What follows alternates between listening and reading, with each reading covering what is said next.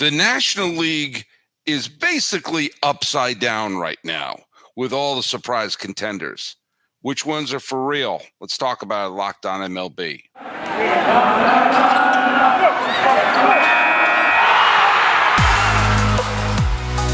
You are Locked On Diamondbacks, your daily Arizona Diamondbacks podcast, part of the Locked On Podcast Network, your team every day.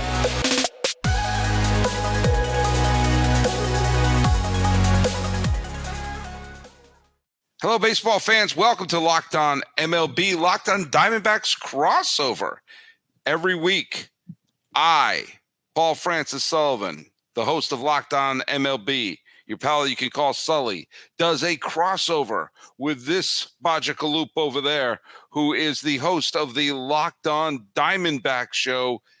His name is Millard Thomas, as you just said, host of the Locked On Diamondbacks podcast. You could catch us on all your streaming platforms, of course. You could also catch us on YouTube, Locked On Diamondbacks on there as well. Please hit subscribe. And if you want to follow us on social media, my personal Twitter account is at CreatorThomas24. You can see if you're looking for the YouTube audience, or just type in Locked On Diamondbacks, Twitter, Instagram for the podcast handle. Well, once a week we get together and we yap about baseball, and it's a lot of fun. It's a lot of fun, and you can follow us at Locked On MLB Pods on Twitter or on Instagram. I am your pal Sully. I'm at Sully Baseball on Twitter, Sully Baseball Podcast on Instagram. I'm looking something up that I had calculated earlier. We are living in an absolutely surreal time of the baseball season. I mentioned yesterday's show, the Yankees got swept by the Red Sox. The Dodgers got swept by the Giants. The Astros got swept by the Reds. Some of the top teams are just getting swept away by unlikely adversaries. And we're here. This is being dropped on the 20th day of June. Okay. We're officially in late June. So when you take a look at like your beloved Diamondbacks, we're sitting on top of the standings, you can no longer say it's early.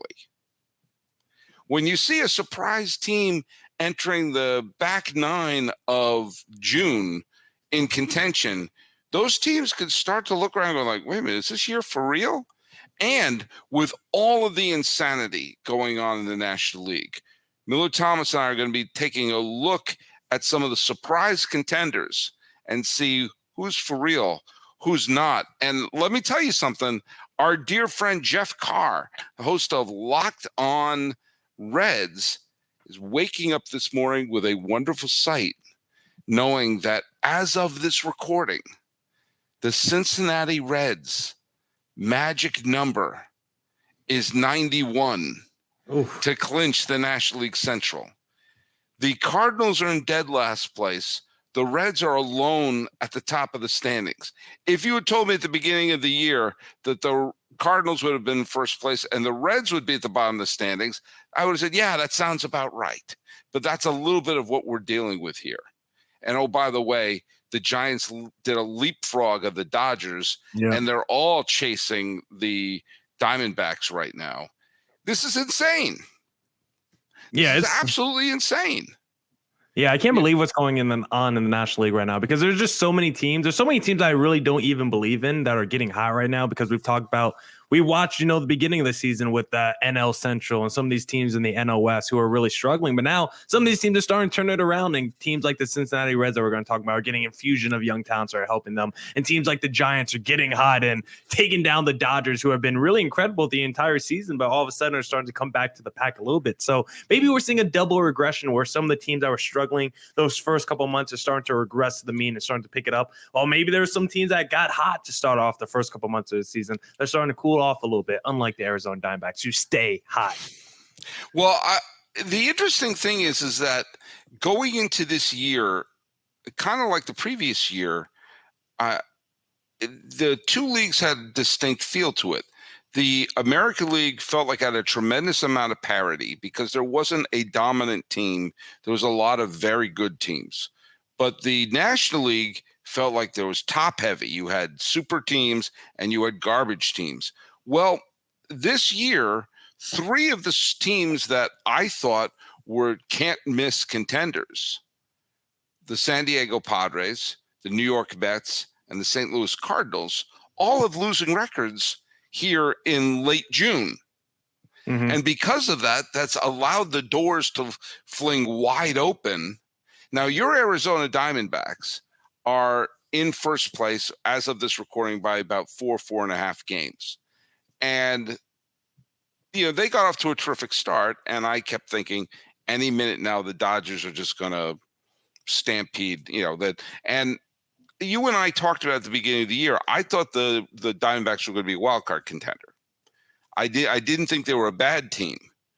I didn't think they would be in first place by themselves while the Dodgers were in third and the Padres were in fourth.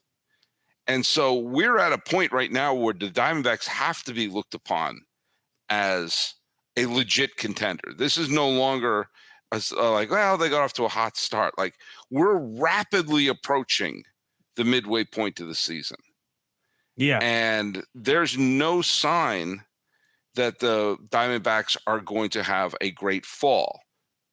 Hopefully not. And honestly, it just feels like we're a lot of these teams, we just don't have a really great feel for what they are at this point in the season. Like, I want to feel great about the D-backs and everything, but we know past the Gallen and the Merrill Kelly in the rotation, it gets pretty thin and you just go up and down like the standings. Like the AL East, I don't think it's surprising that Tampa Bay is leading it. I don't think it's surprising that the Twins lead the AL Central, but the Twins are a below 500 team. I think that's kind of shocking. The Rangers leading the AL West. The Braves is not shocking, but the Reds or the D-backs leading their divisions. Like, you look at 4 of these top 6 divisions and you're like, I'm kind of surprised with how that division's taken now. I'm kind of surprised with the results we've seen. And I think just overall this major league season, you've talked about the parity, like, even though we're nearing this halfway point, I still think we have so many questions about so many of these ball clubs. And I don't know if I've had this many questions. I feel like at least near the halfway point, of course, there's always teams that pick it up in the second half or, fall off in the second half. But I felt like we at least had a group of teams that we felt really good about. Okay, they're going to be here in October. The Houston Astros, we feel good about them. The Yankees feel good about them. But this year, I'm like, outside the Atlanta Braves and like Tampa Bay Rays, I wouldn't really say I'm locked into any team standing there, in the final month of the season. Astro fans waking up today on June 20th will look at the standings and see their team is not a playoff team. Insane. That's crazy. Now, we're going to jump into the who's for real, who's not starting segment 2, but I want to stay on Arizona for a second because on yesterday's podcast, I talked about how I felt that the Yankees needed to acquire just a hitter. Okay. Any hitter they can get their hands on because their lineup desperately needs another professional hitter. I made the same case that the Los Angeles Dodgers need to make a deal just for a major league reliever, any major league arm who's average or better, because that just adding one to their bullpen would have gone such a long way to to basically say, hey, look, we've made a tiny improvement here. One thing is a tiny bit better, and that's what they desperately need to do. With the Diamondbacks as of this moment, and I don't have a candidate right now, but they just essentially need a single major league starting pitcher to just come in and say, okay, we just need to make sure that our number 3 starter is someone who is adequate. Yeah. Someone like Jordan Montgomery, just someone like solid. I don't know. Yeah. Just someone off the top of my head, but someone decent. Like I had said in yesterday's show regarding the Yankees, a Randall Grichuk, okay? Not a great player by any stretch of the imagination, but a major league hitter, and just adding a major league hitter to the staff, to their lineup would go a long way. Brad Hand, also of Colorado, insert him to the Los Angeles Dodgers bullpen. Not saying he's going to be Raleigh Fingers, but at least it's a major league arm, because the Dodgers bullpen this month has been grotesque and the Yankees lineup has been terrible. Same thing when you consider a game here or there could be the difference. For Arizona, just an arm, a major league arm in there. You gotta just bring that in. Yeah, and a team that I've discussed, because I think as we near the deadline, they've been kind of floundering. I think we've already seen discussions about how they might trade some of their rental players, but the Chicago White Sox, a team with Giolito, Lance Lynn, and if you want to get really crazy, Dylan Cease, they got a couple of relievers and the Kendall Gravemans and the Middletons. Like, that's a team where I look at the D-backs. They have a ton of pitchers in the rotation, the bullpen. That's a team not going anywhere. Maybe you give up one of your young outfielders and go try to acquire another rotational depth piece to put behind a Gallon Kelly from Chicago. You put Lance Lynn into this rotation, especially what we saw him do the other day where he struck out 16 batters and lost. Yeah. That would be a borderline ideal situation. Yeah, I just don't like his age. But if you got me Giolito or something who's like 27, fits perfectly, that's like perfect scenario, Giolito or Cease. But I would take a Lance Lynn just as a veteran leader as my number 3, number 4. Well, I mean, at this point, you're not even talking like, yeah, his age is not really an issue at this point because you're talking about trying to win, for this year. Yeah. But there are a bunch of potential contenders going on. We're going to break that down. Oh, before we go further into this, I gotta break down the trivia question. Okay. Where did I just had that up there. So the question was, at the end of the 1979 season, the A's were on the verge of moving from Oakland. And in fact, some publications were starting to say, yep, they're on their way. And it wasn't until the Raiders were making noise of moving to Los Angeles that a new ownership came in and saved the A's and kept them in Oakland for the 1980 season. A's fans are hoping a similar fate will happen with this team. What city did they nearly move to in 1979? Do you know the answer to this? I think I don't know. What is it? I don't know. And a bunch of people got it correct. Some people got it wrong. I'm going to mention Gareth Davies at Jackal, Jack Lemon Jelly. Okay, I don't know. Jack Lemon Jelly is his Twitter handle. He got it dead on. He said the A's nearly moved to Denver in 1979. They also flirted with New Orleans. So if things had happened a certain way, or if the Davises weren't making noise about packing up to Los Angeles, you would have the Denver A's starting in 1980. And who knows what that would have done for a certain player who was already in the A's system, actually played in 1979, named Ricky Henderson. What would his career have been like if he was a star in Denver? But hey, we're going to talk a little bit about the which contenders are for real and which contenders are not for real. But who do we have to talk about today? We're talking about getting our tickets. A's fans, Padres fans, Giants fans, get your tickets and get them through Game Time. Buying tickets to your favorite event should not be a stressful experience. Game Time is the fast and easy way to buy your tickets for all the sports, music, comedy, and theater near you, with killer deals on last-minute tickets and their best price guaranteed. You can stop stressing over tickets and start getting hyped for all the fun that you will have. They got flash deals on last-minute tickets, easy to find and buy tickets for every event in your area. You get images of seat views, lowest price guarantee, event cancellation protection, job loss protection, etc. Forget about planning months in advance. You got the deals right to the day of the event. And the Game Time guarantee means you'll always get the best price. If you find tickets in the same section and row for less, Game Time will credit you 100% of the difference. Buy tickets in a matter of seconds. 2 taps and you're set. Tickets are sent directly to your phone, so you never have to search for that email. So snag the tickets without the stress with Game Time. Download the Game Time app, create an account, and use the code LOCKEDONMLB for $20 off your first purchase. Terms apply. Again, create an account and redeem code LOCKEDONMLB for $20 off. Download Game Time today. Last minute tickets, lowest price, guaranteed. All right. Millard Thomas here. let's talk about some of the surprise contenders. We talked a lot about the Diamondbacks off the top, but who are some of the other surprise contenders? By the way, I'll throw one out right now that I think is absolutely for real, and not just because I picked them to be a wild card team at the beginning of the year, but the Miami Marlins are for real. Yeah, as they're building up wins and building up wins. And Luis Ariz got his second 5-hit game of the week in today's victory. He is making a strong case to be the MVP of the National League, as he is currently batting 400. And I know batting 400 and batting average isn't as sexy as it used to be, but batting 400 is batting 400.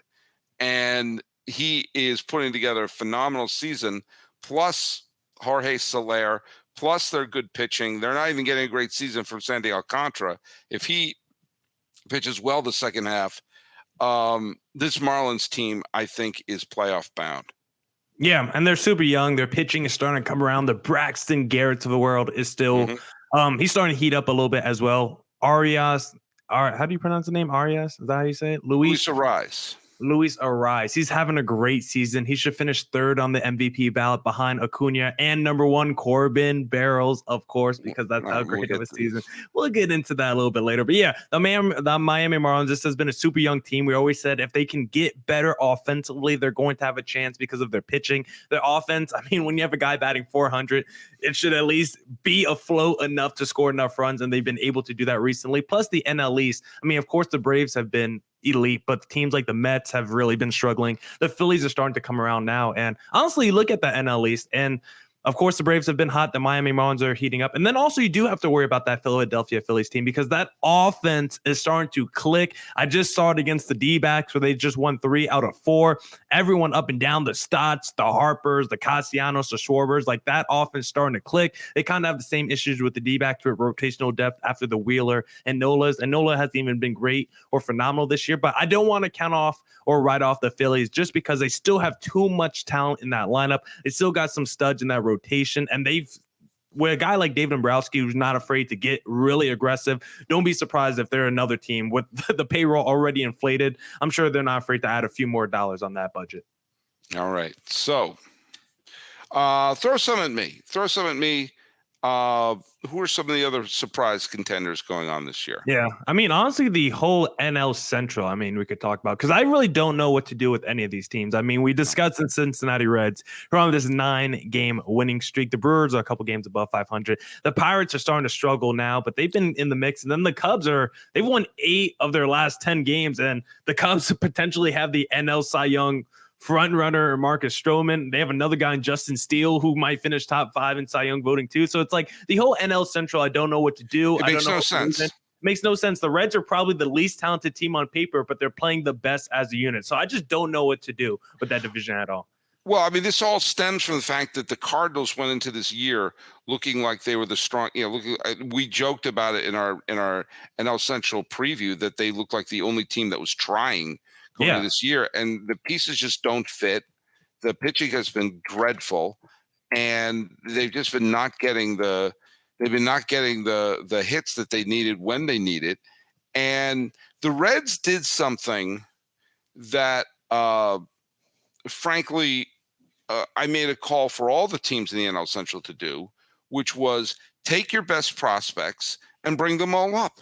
What's the worst thing that could happen? You saw the Pirates did that today with Davis finally bringing him up. But De La Cruz and a bunch of the other players who they brought up have sparked this team.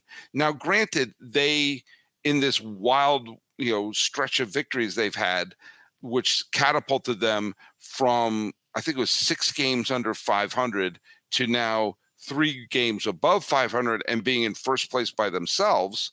In since June, they were 6 games under 500 10 days ago. Yeah. And now they're in first place. Yeah. Now you could point out the fact that they beat teams like St. Louis when they were down, Kansas City when they were down, but they also won the series against the Dodgers. They also swept the Houston Astros. Yeah. They've been beating good teams. They've been beating good and bad teams.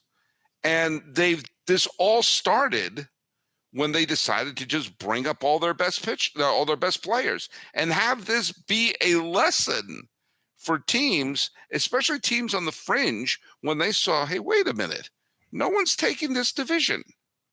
Yeah. And we got a bunch of good players in the minor leagues. Worst case scenario is they're not ready. Best case scenario is they're ready.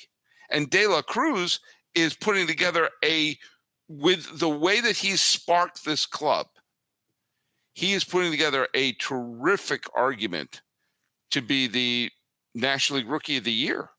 Runner up. Yeah. No, your boy is still in the lead.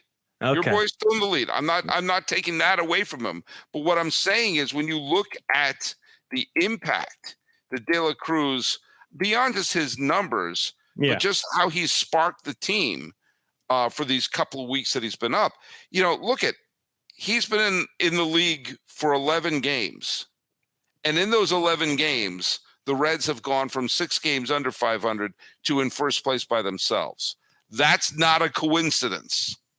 No, because like the rub against the D-backs, if you want to make the anti-D-backs argument, is their overall record against 500 plus teams is not exactly the best. They dominate against the worst teams in baseball, against these below 500. But if you have a winning record against the D-backs, you have a good shot of at least being competitive in that series. The Cincinnati Reds just showed it doesn't matter what competition you put in front of them, they're going to take it to them. And I love your point of bringing up young players, specifically in that NL Central division, because it's like the perfect opportunity for anyone, right? You get to bring up these young players in an environment where you are competing for potentially a playoff spot, but at the same time, it's not high pressure, because if you do make the playoffs, it's not like you have high expectations to go deep. So it's kind of perfect where it's like everything you do right now is going to help you build into the best version of yourself, put you in that winning kind of environment, and get out the losing ways, while also not having these championship expectations of like, you have to win every game or your job is on the line. So I think it's really perfect situations for all those young players in the NL Central. And like you said, every team should be doing that. And also you just see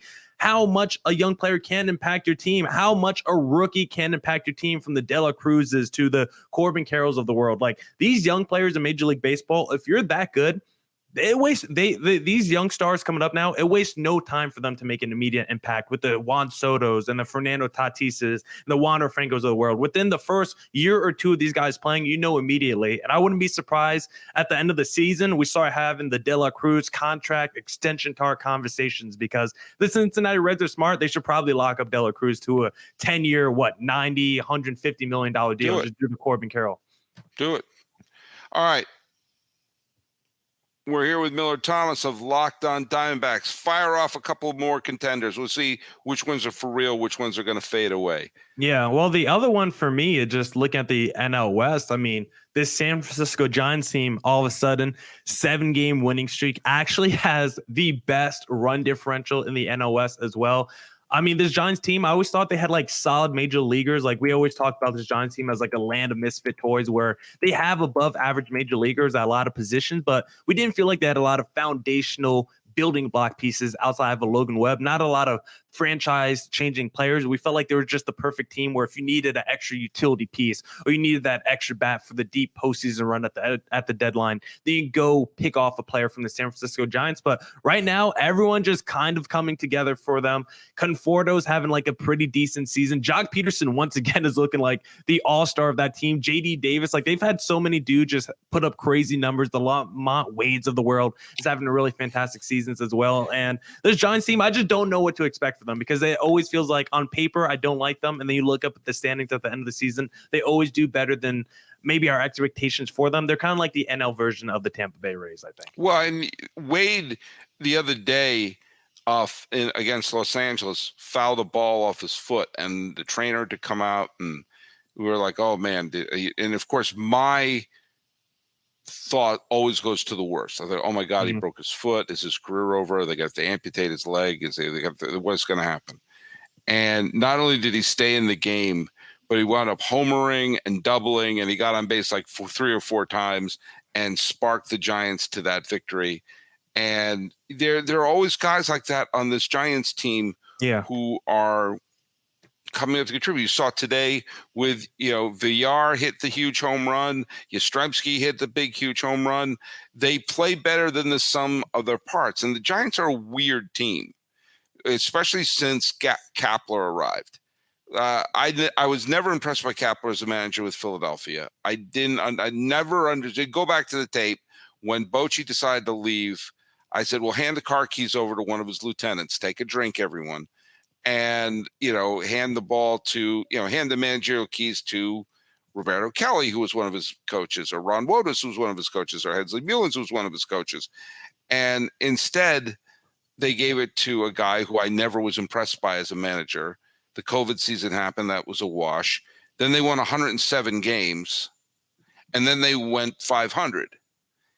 And so I've said on this show, I never thought they were as good as 107 wins, and I never thought they were as bad as 500. I felt they were somewhere in between. And we're seeing the Giants are basically playing like a team that's probably going to win 85, 86 wins, which is probably what they are, which is probably what they actually are. And we're seeing them play, playing well and getting some good pitching from some of their key pitchers. It wouldn't surprise me if they are contending by the end of the year.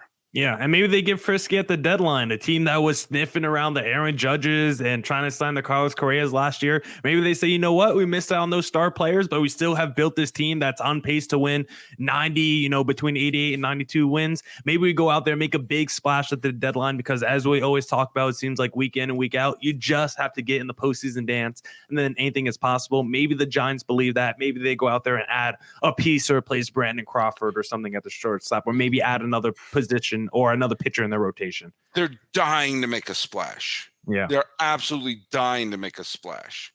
But we'll see. The Pirates are very weird. They've had stretches where they look unbeatable and stretches where they look terrible. They happen to be in a terrible stretch right now.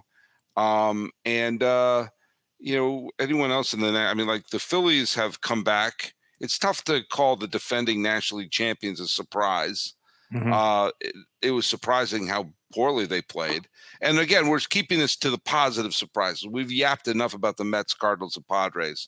And, the Brewers, I think a bunch of people thought were going to be contenders. I honestly think right now the most startling is the Reds, who in fewer than 2 weeks have gone from complete also-ran to being in first place by themselves. Right now, let me just to give everyone a sense of how strange this is. Think about going into this year, how teams like the Mets, Cardinals, and San Diego were on the tips of everyone's tongues for being contender, for being playoff teams. If the playoffs started today, the two teams that would get the bye, not have to play in the wild card series, would be the top-ranked Atlanta. And I think Atlanta was a consensus pick to be a playoff team. I know a lot of people thought the Mets might win the division. I thought the Braves were going to win the division. That's not at all surprising. So the top spot goes to Atlanta. The second spot, who gets the bye, would be Arizona. Oh. And then home field to the National League Central champion Reds, who would play the Dodgers. Wow. So the Dodgers would have to go to Cincinnati. And then the Giants would be one of the wild card teams, but they would be on the road against Miami. So Arizona, Cincinnati, and Miami would all have home field. Well, actually, no, Arizona would even get the bye. So Cincinnati and Miami would be the hosts of the wild card round. Meanwhile, the Mets, Padres, Cardinals, Phillies, Brewers, and Cubs would all be playing golf. That's weird. Yeah, I don't understand how this season is shaking up right now. And that Cincinnati Reds team, there's so many players. Luke Weaver's the number 2 starter for the Cincinnati Reds, and they're somehow winning games, which is just unbelievable. I never thought there'd be a world where Luke Weaver's leading a rotation, and he's been terrible. Don't get me wrong, he's been terrible this year, but somehow he's a number 2 starter for that Cincinnati Reds team. Their whole rotation really hasn't been that good outside of Hunter Green, who's been solid, throwing 105 every time he can. But that rotation is just not good, and somehow the Cincinnati Reds are winning ball games. And welcome back, Joey Votto. Yeah. He came back and hit a home run today in his first game back. How old is he? Baseball's always a little bit better with Joey Votto. So we're going to see how some of these surprise teams go. I'm going to throw out our trivia question. So if you know the answer to the trivia question, be the first to post it either on to Sully Baseball on Twitter, Locked On MLB Pods on Twitter, or here on the YouTube channel in our comments. Now, here is the question. Who was the last closer to lead the league in saves and throw the clinching pitch of the World Series in the same year? Oh, wow. That the man on the mound when they clinched the World Series and threw the final pitch was also the person who led the league in saves that year. If you know the answer, send it to me. Be the first to send me the correct answer at Sully Baseball on Twitter, Sully Baseball Podcast on Instagram, or down here in the YouTube notes. And I had to double check this one. Because I was like, oh, wait a minute, did I get this wrong? Did I get that? And then I had to look, oh, whoa, there was a couple of times someone led the league in saves. And you're like, oh, wow. I don't remember that one. Do not remember that one. But is it one of those? Is it a very obscure name? No. Okay. No, it's a well-known name. That's one hint. It wasn't like Mike Montgomery closing out the World Series for the Cubs. Also, it just shows that sometimes the player who piles up the most saves is not necessarily the one who's closing out the World Series, but also a bunch of times the person on the mound when they clinch is not someone you're expecting when the year began. You have a situation like Koji Uehara. By the way, the answer is not Koji Uehara because he wasn't even the Red Sox closer for the first third of that season. But you've also seen some strange ones like Madison Bumgarner came out of the bullpen for the Giants, or Chris Sale came out of the bullpen for the Red Sox, or Charlie Morton came out of the bullpen for the Houston Astros, and Mike Montgomery was the last man standing for the Cubs. So tell me the last pitcher to clinch the World Series who also had led his league in saves that year. Send that along and we will talk. Hey, Miller Thomas, tell people again where they can listen to your show. Yeah, we're on all your streaming platforms. Of course, we're also on YouTube, Locked On Diamondbacks on there. So please hit subscribe. And if you want to follow me on social media at CareerThomas24 for my personal account on Twitter, or look up Locked On Diamondbacks on both Twitter, Instagram for the podcast handle. All right. And you can find us at Locked On MLB Pods on Twitter and Instagram. I'm your pal Sully. I'm at Sully Baseball on Twitter, Sully Baseball Podcast on Instagram. Hey, talking about those surprise National League teams. They've been turned upside down, which could mean for a really fun